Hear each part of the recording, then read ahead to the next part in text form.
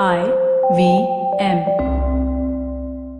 TFG Football is an IVM production, and you can also check out their other awesome shows like Made in India, hosted by May Thomas, where she brings exclusive acoustic sessions and interviews with the best independent musicians in India. You're listening to TFG Football.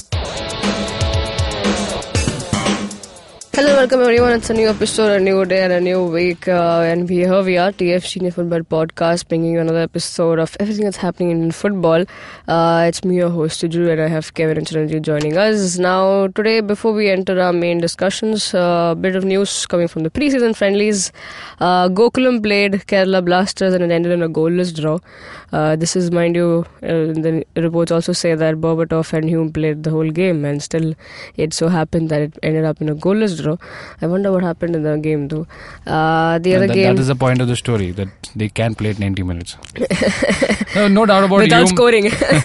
no doubt about Hume. He's a workhorse. He can just run on and off. Well, that anytime. is not the point if they can play or not play 90 minutes. It's that the news said that they played the entire 90 minutes. But it was goalless. Yeah, exactly. I said after that, it being goalless. And then that's why I specified, I remind you, it was goalless even though these two guys were playing. So you don't know. And playing against Gokulam, which is a new team into the top division. So I-League of that. Well, the other game that was played between Chennai FC and FC Pune City also ended up in a 2-2 draw. A lot of things happening before the season could start. It's all kick-starting, and this weekend is when the ISL starts. Now You guys have forgotten one game though. What is it? Mohun Bagan? This is East Bengal versus Jamshedpur FC. Oh, what was the score? What happened?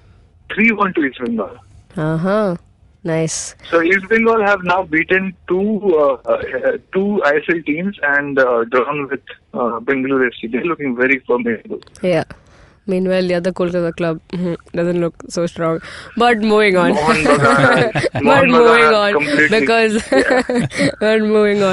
Moving on, like you all, if you would have heard our previous shows, we were previewing ISL and I-League teams, but the teams that we are left with in I-League include Churchill Brothers, Gokulam and Indian Arrows.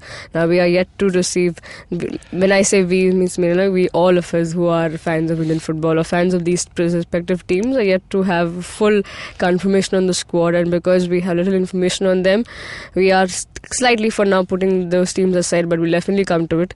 We're not forgetting them. We will definitely talk about them in detail. But today we shall look at Mumbai City, but that will be coming a little later, because we have a big news in the first half to discuss, and that's the issue of AIFF with High Courts and Supreme Courts. But looks like Supreme Court has given some breather for AIFF after AIFF has put in an appeal to the Supreme Court regarding the Delhi High Court issue. Now, Chiranjeev, can you take us through what's happened? So what has happened is that you see what the High Court had said earlier was replying to the petition that Rahul Mehra had brought forward. They had said that, yes, the AIFF election violated the National Sports Code. So all the elected officials, that includes the entire executive committee, the AIFF President Praful Patel and the whole bunch basically, they are all out of power, and S.Y. Qureshi will replace them as the AIFF administrator. So the problematic part about that sentence was that he was supposed to run AIFF single-handedly and once again, plan for a re-election 5 months later. I think it was a bit too much pressure for somebody, even if you added a former Indian international footballer to help him out. So what happened at the Supreme Court appeal, AIFF went against it. Rahul Mehra criticized them, and after much deliberation, the Supreme Court said, okay, let's do it in another way.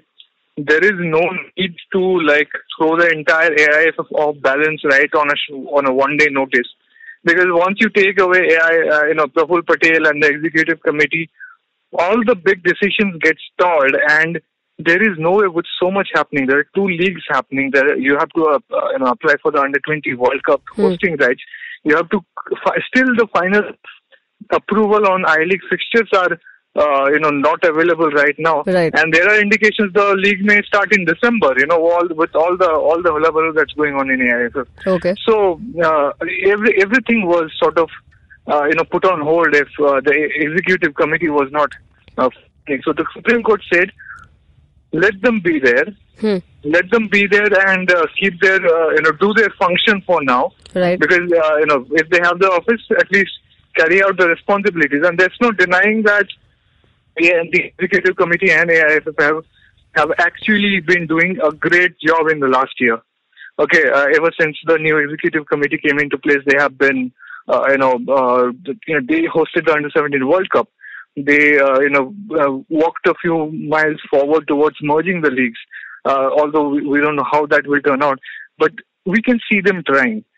So they said let them work, and appointed S.Y. Qureshi and Bhaskar Ganguly, who is an Indian international former, on a different role, that they have to rewrite the AIFF constitution within 8 weeks.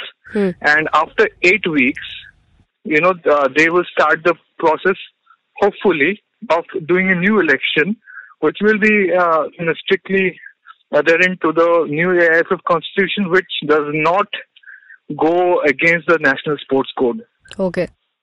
So that's the thing. It's basically like at least giving at least not a nuclear option.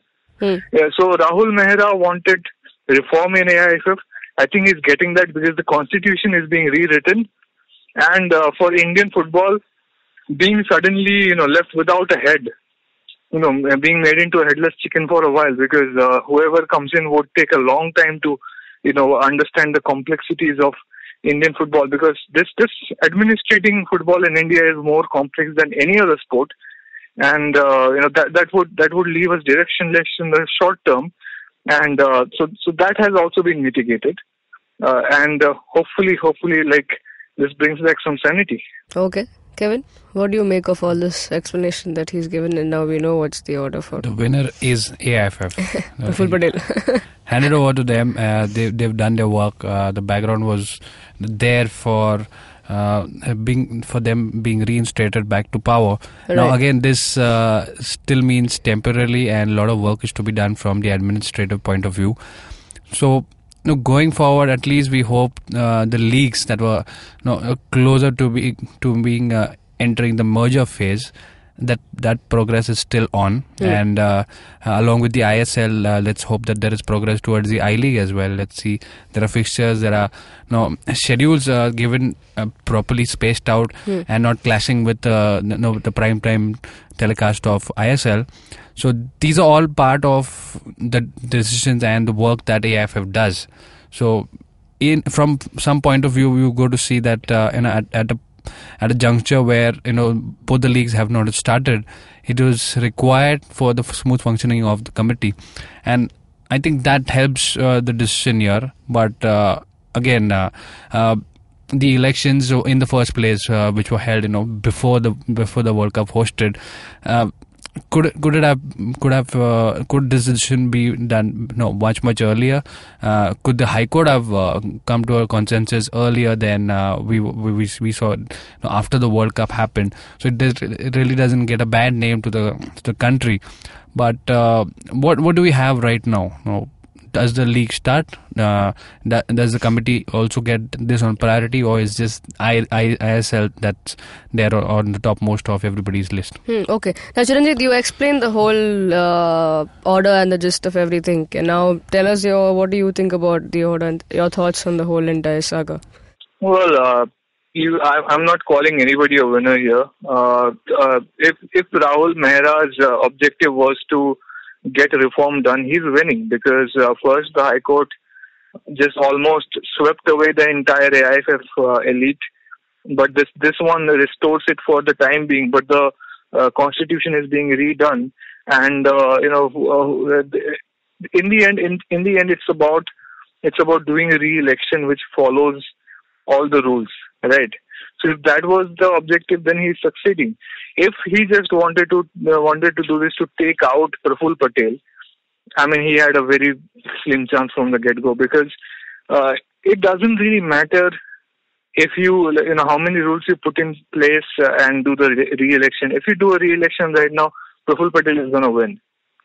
Okay, so in that way, it's just, it's not going to make any difference. He's got the support, and after the Under-17 World Cup, brought in so much funds into India. It has raised India's profile. Even in the different states, the FIFA is looking into things. There are the clubs from Europe who want to do grassroots work in different areas. So every state association wants to be a part of that. And to be a part of that, they will need to, back the winning horse, basically. They need to back the guy who made it all possible. Plus, AIFF President Praful Patel is also a vice president in AFC. He's got good clout in FIFA. It just does not work in your favor if you, oppose him at this moment. This is how it works. I mean, I'm not saying it's right or wrong or how, not making a morality call on how he got elected in the first place. But he's running Indian football. He's keeping it in place. There are many things that he has done which even I don't personally agree with. But he is, he's keeping the engine running. And you can't at this point, you cannot go after it. The worst thing that could have happened is if the Supreme Court had actually, reinforced the High Court order, because then we would have major questions regarding Under-20 World Cup or I-League fixtures. Who's going to do what? Who's going to do what first? And it's just not fair to just expect Mr. S.Y. Qureshi to single-handedly with another footballer to replace an entire committee, some vice presidents, one president, and at the same time start doing a re-election process. It's just not possible for one or two people. So right. This is I think is for the best. Okay. Well, now the reasons that they've given, hopefully that will be done. A lot of work need to be done, and that's exactly why it is a good thing that the core committee that was there has been brought back. But even though it's for a limited period, they have a lot of work to be done. Like we mentioned, the I-League or the matches that they need to fix for to play the national team before they have big games, in front of them.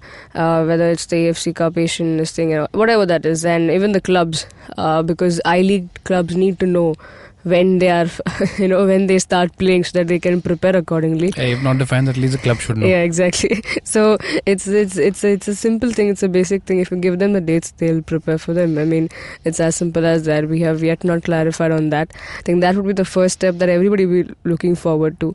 Under-20 hosting World Cup is something different and something that can be looked at later. So there's a whole new saga over here. It doesn't end here. Now we have to start seeing that AIFF puts all of those work into picture, and we see them in action and coming up with some solid, work resume that they come, okay, we are starting this on time, this will be this, and we have a whole timeline and not just for ISL. So let's see. We'll keep you updated about whatever is happening off the field with this AIFF and Delhi High Court or the Supreme Court or Rahul Mehra for that matter. Now we slip into a short break. As you all know, I've got a bad cold. I need to have a sip of water. We'll be back soon, and on the other side, Mumbai City FC fans, hang on, stay tuned. We'll be talking about the team coming back right after the break. Over 47% of online users in India have experienced harassment at some point. So if it's two of us inside this recording studio, chances are pretty high that one of us has faced abuse at some point. How do we tackle this? What do we need to do better? Come, let's learn together. Join me on Akanksha Against Harassment at IVM Podcast every Thursday. Let's learn how to make online a safe place together. Welcome back, and here we are. In the first half, we spoke about the AIFF saga, the whole thing that they keep doing off the field. I hope there's sometime, someday there'll be an end to this, and we'll only stick talking to pure action that's happened on the field. Now let's talk about something interesting. We are looking at the ISL team Mumbai City FC, who technically we call them champions of last season because they finished on top, but for ISL they are not champions because they don't have the trophy, because they didn't reach the finals. Yeah, Which is because total bullshit. but let's see. Look at this team. We did say that if that team should do well. I mean, it had the likes of Diego Forlan, Sunil Chhetri, Sony Norde, and on and on and on. I mean, even the defenders who were amazing, Lucian Goyan, Jocelyn Vieira. We had Federico, their keeper, everybody. It was a whole team. It was a perfect combination. The only thing they missed was the trophy. And it's bullshit, yeah. So let's just move on. Talk about the current season. They do have last season, you know what Mumbai City was missing? Huh. The guy who kept it all together, the guy who made it all happen, Nicolas Anelka. And look what happened. Look what happened. So much entertaining they were in the previous seasons, but this time they just played well and reached the top of the table. It's almost like you're just supposed to get a good coach and not somebody who's just a star name. That was a big thing. They got a better coach as well who has experience in his Gotten a coach who does the job of a coach, not a player. Yeah. And along with some of the players, they still got that coach because, hey, he's got you success and he knows the team. Alexander Guimaraes is back again in the line. And along with those guys whom I mentioned, Goyan and Jerson Vieira, the likes of them. Now, when you look at the team, they still look promising. But look at the keeper lineup. You know, they've got Amrinder Singh, they've got Arindam Bhattacharya, Kunal Sawant, Kevin and Chiranjeev. That's all yours. We start with Kevin here. Mumbai City FC this season, how do they look? So, Guimaraes is the only coach who's been retained. I don't think any other ISL team has got the same coach from last season. Everybody's got a new coach. Even Steve Coppell moved got a new team, yeah. Yeah. We didn't get a new coach there, but we got a new team. So that's a great. Bengaluru FC haven't changed coach. Bengaluru FC. They're a new team for the league. They jump ships. but yeah, you can say that they also kept their coach. Yeah. So, See, somebody is having some affectionate, third, fourth favorite club. So having the same coach from last season and the entire preseason was given to him, so it's already looking good. And they've got the core players. Now we talk about the best defender from last season. It's obviously the captain Lucian Goyan. He was great. He was used well by the coach, and single-handedly he could just manage the entire defense system. So that is in place for him again this season. So the defense looks classy, and I don't have a single doubt that this team will be one of the least conceding goals this time. Even the Indian lineup looks good here in the defense line. I mean, going by the names, yes, Wadu, you might say, but does he still deliver? But I think when he's on the field and if it's his day, he would still do all to keep the ball away. I mean, that just rhymed. Okay. Well, we have Raju Gaikwad, the likes of Davinder Singh, Wadu there. Iberlong Komji, even he was very instrumental in the last season, right? So it's amazing to see him again, and I'm sure the coach has faith in him. That's exactly why they've got him back. Chiranjeev, your thoughts on the goalkeeping and the defense line? Well, you have Amrinder Singh. The first pick was there, or was he retained? He was retained. Right? Yeah. Yeah, he was retained. So that was a good choice from the Mumbai City management. You just need to get one good goalkeeper to get that department sorted. Just look at the defense. 3 foreign defenders, right? Lucia Goya is there. Marcio Rosario is there. Gerson Vieira, of course, really good last season. Yeah. Has been given the vice captain's mantle. What's a vice captain in football? Yeah, just the tag. It's the guy who wears the armband when the captain gets goes the red off. card. Yeah. Oh. So it's like that. So I'm not saying Lucia Goya is going to get a red card, but yeah, you're right, Kevin. The defense is probably the best we have in ISL. It's just deep, man. Mehraj is there. I think he's gonna be an ideal substitute defender because we still have that situation in ISL where you sometimes, if you're gonna get an extra foreigner in the attack, you have to sub out the foreign defender in and get an Indian defender in. So it's because of that jugglery that Merajuddin Wadu, even if he's getting older and cannot pull for 90 minutes, he's still valuable in the team. Yeah. Ibor, I hope he gets some starts, man. But it's going to be very hard for him. Rajuto is there. Lalchon Kima, I'm happy for him. He's getting into Mumbai City. Got a big contract. He's gonna. He deserves it after the service he put in the last few seasons. But I don't really see him starting that much. Maybe. Obviously, Rosario is going to be the Brazilian defender who will be used sparingly only when you really need to cover your back against a very attacking team. So it's looking flexible. The defense can change shape and size very easily without conceding too much in terms of quality. The midfield is what is the most interesting part, though. You have 3 foreign midfielders as usual. I mean, this is one of the things. This is a sign of a well thought out side. 3 defenders, foreigners, 3 midfielders, foreigners, 2 strikers, foreigners. It's well balanced everywhere, the foreign presence. Yeah. So you have Santos, who's on loan from Flamengo. Leo Costa is still here. Achille is there, but just look at the Indians in this side. Right. Shehnaz, Rakesh Oram. I'm not sure if he will get much game time, but I'm glad he's there. Zakir is there. Zakir Munnampara. Sahil Tavora is a great young talent. Yeah. Abhinash Ruidas is there. Finally he's back to Mumbai City. Finally is separated from East Bengal. And Sanju Pradhan on the wing. The Indians just look tasty because there's so much young talent, but still a couple of very experienced people to back the whole thing up. Yeah, isn't it? Kevin? Yeah, what you're mentioning is right. Having foreign players spread out in all departments, it just gives you flexibility. The combination with the Indian foreigner just is perfect. And again, looking at the entire squad overall, out of 8 players in the team, 5 are Brazilians. Now, what do you make of that? So there's one team that still believes in the Brazilians and not the Spanish players. So obviously, Leo Costa is being retained.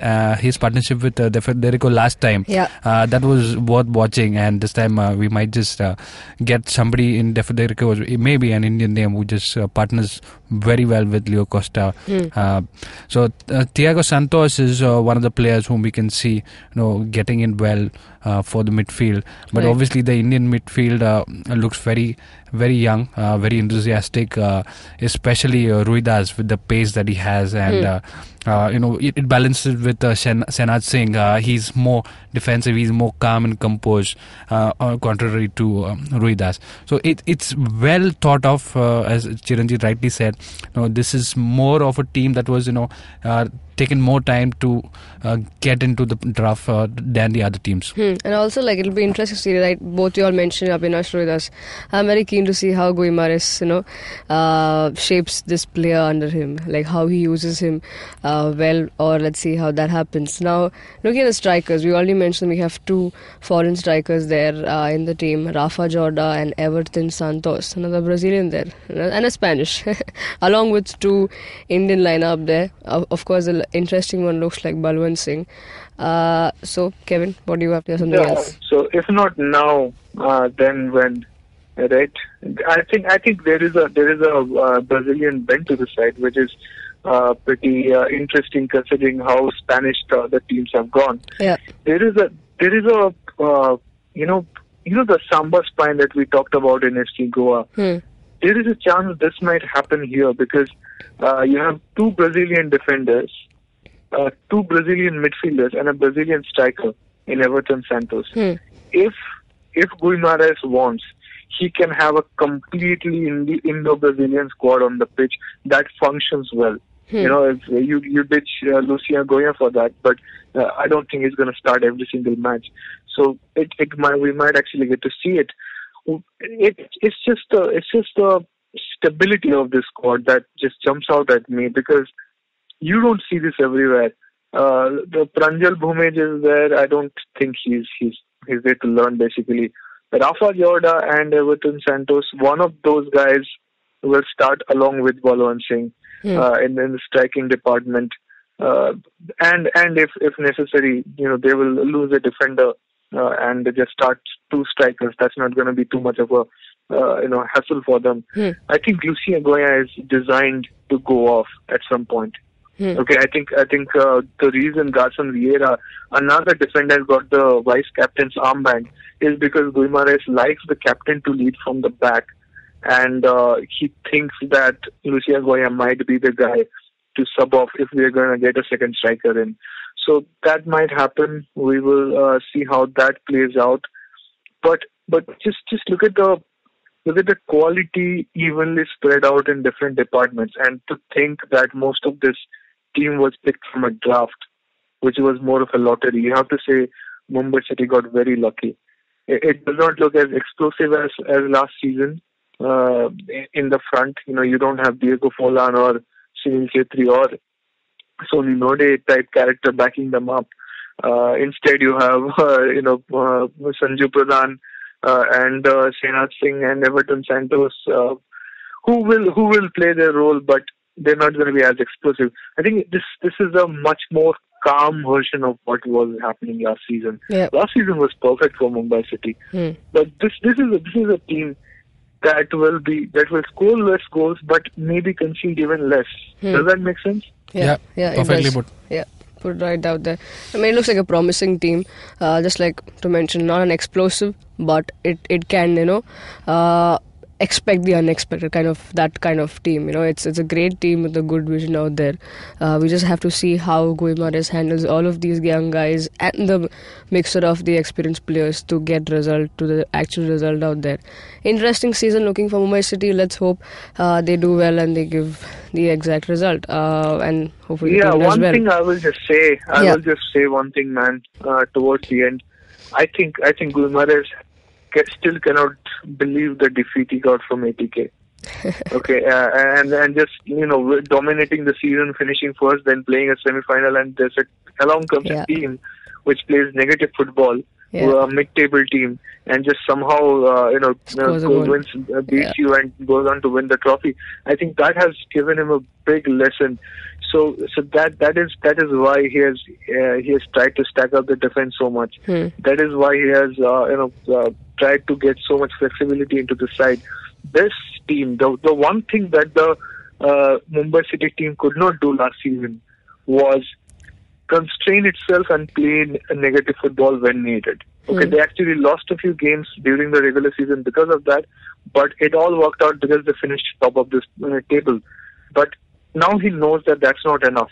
Right. You have to be able to play dirty and just protect yourself and kill the game when it suits you.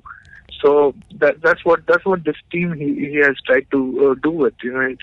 This team can park the bus if it wants to. It won't lose its character if it does that. Yeah, and you're talking about the Brazilians on the field. They also have off the field. I mean, three Brazilians part of the coaching staff. One in the form of assistant coach, the other goalkeeping coach, and then the physical trainer. So if not on the field, even off the field, they have the samba going on there. And Kevin, by the way, I want to get your thoughts on Alex Ambrose, who is the assistant coach. He's of course really experienced in Indian football, but the way the Indians are spread out. Do you see his hand there? Definitely. When you talk about getting the young players from the ISL draft, who do you think is behind that? Now, you do require an Indian experience, somebody to know the background of these young players. It's obviously young players do not give you the best of performance on the sheet. It's how you see them, performing on the field. Great points out there, as I said. And by the way, Alex Ambrose was the one who engineered the draft then. Picking all the right talented players and making such depth and diverse departments out of the Indian contingent. So hats off to him. Yeah, well, before I end the show, there's one good thread that's going on, doing the rounds on Twitter. This young chap who's also a football fan called Suchet. A shout out to him. The reason I want this I'm shouting out to him because he put out a great series of tweets that we've been talking about since a very long time on our show. We always keep saying that if not now, we don't know when, that you can be part of the Indian football fan brigade. And take charge, go out there, watch some teams. It's okay that if you're a European football fan, we all are. We've all grown up from watching those teams, but it's okay. It's right if you have a city playing, if you're part of the city and the city plays football, it's okay and it's good in fact to go out and watch them, because live action can give you many much memories than watching miles away on a big TV screen. So he's on Twitter at @KUNJIRU 91, I think Kunjiru 91. If you don't want to listen to us, go out there. He's a fan. He's one among you, all of us, and read that thread. It's a lovely one. Well, that's all I had to say. Shout out to him. And if you're listening to us on YouTube, please do the needful. Like, share, subscribe, hit the bell icon so you get updates of our new episodes. Leave your comments below on our YouTube section. Let us know what you think about the whole AIFF saga, and also if you're a Mumbai City fan, let us know why do you think it's a promising team this season, and if will they win the trophy. Let us know everything. If you want to talk to us directly, you can do that. We are on Twitter as Chiranjeet Oja, Boza_Kevin, Sejun94. Do follow the TFG football Twitter handle where you get updates about everything related to Indian football. Have a great day, folks. Come back to us tomorrow because we're a daily show. Enjoy. Cheers.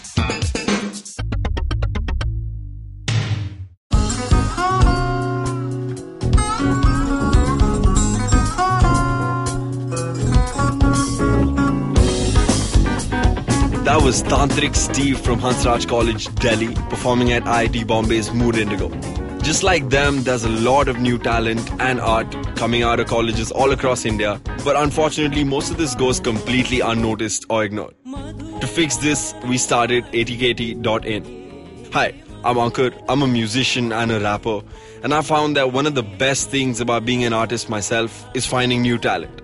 Through ATKT.in, Tanya, my colleague who's a dancer, and our whole team really is putting all of our efforts into discovering and promoting all the coolest talent that's coming out of colleges all across India. And this goes up on our website, our social media, TV, radio, and now, of course, this podcast with IVM. Make sure you go to our website, support the talent with your likes, your shares, your comments. All of that really matters. Go ahead, check it out. ATKT.in.